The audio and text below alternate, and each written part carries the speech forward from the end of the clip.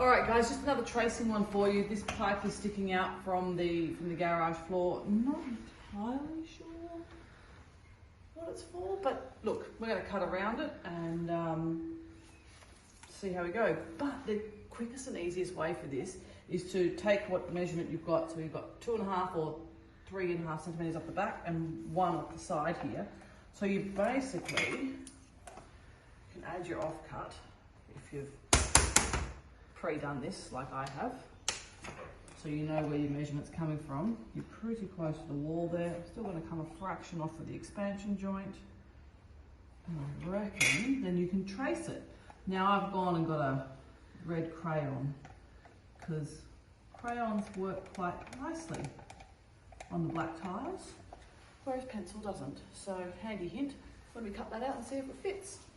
Right, so I've cut my little end bit to fit in, and I did have to trim this just marginally a little bit bigger from my original template, but we are ready. So let's pop her in.